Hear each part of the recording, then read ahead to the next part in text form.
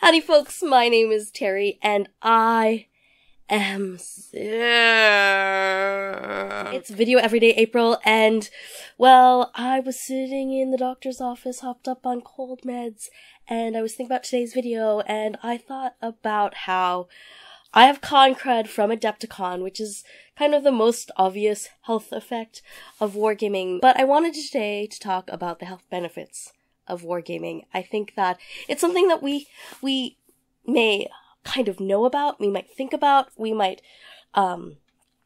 intuitively be aware of, but not necessarily something that we talk about as important or shine a light on as wargamers. Part of it is when we talk about health and we talk about the people who are most involved in wargaming, when we talk about the aspect of health wargaming most commonly benefits, it's something that is pretty silent, and that is mental health. Now, I feel really strongly about mental health.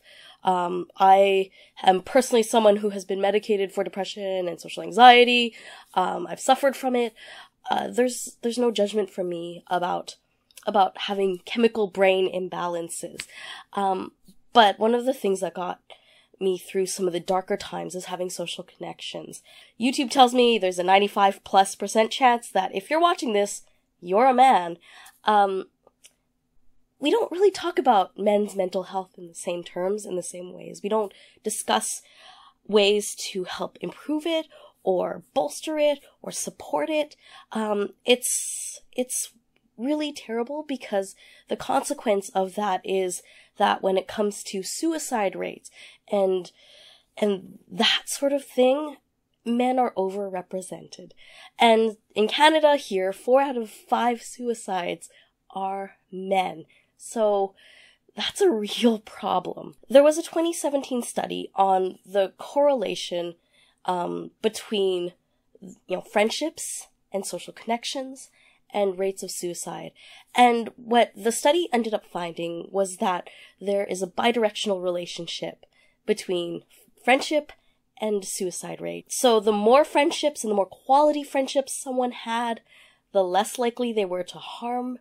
The more likely someone is to self-harm, the lower the number they have in terms of friendships and quality relationships that they could count on. When I talk about wargaming and I talk about the culture of wargaming, one of the things that is most remarkable about what we have over, say, role players and board gamers is those players tend to have very specific groups that meet regularly, and it's a very closed circle, that it's hard to penetrate that circle from the outside.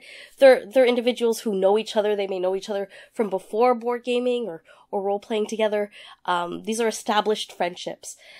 When it comes to wargaming, the culture of pickup gaming is built into wargaming DNA.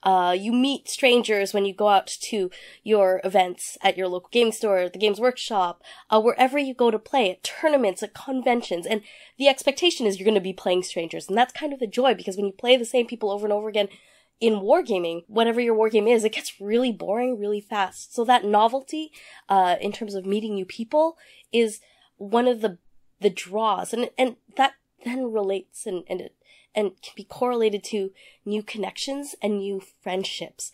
Some of the closest friends in my life, I wouldn't have met them if not for miniature wargaming. The mental health aspect of wargaming, the community connection that wargaming brings, is a big deal. Now, if you can't play, that doesn't mean you can't benefit from these things. Hobby Hangout is one of the places that I tell people about from the tops of mountains, because I think it's such a great thing. It is a community online where you can go and you can join a live hangout and paint with other people online, and it's a really cool place to meet cool people, learn painting techniques, and just have connection with people, even if you can't be in the same space together. And I think it's a wonderful thing. I'll put a link down below. I think that when we find ways to connect with ourselves, connect with our communities, connect with other people, and find a shared passion, that we are better people together. If you are thinking about self-harm, please reach out for help. Please. If your number or your country's number isn't listed down below, look it up, Google it, it'll come up, I promise, and reach out. It's really important. And if you have short stories to share, let me know in the comments below. I would love to hear them. I would love to talk about them. You can do all the YouTube things, like, subscribe, blah, blah, blah. If you want to share this video, I'd appreciate it. I think that not enough people talk about wargaming and the hobby and the community in positive terms. And I think that when we do, it changes the way we as a community, we as a group are perceived. We're not rules lawyers who care about line of sight all the time. We are also people who connect with each other in ways that is powerful, important, and hopefully it helps people through the darkest times. Until next time, I will see you soon.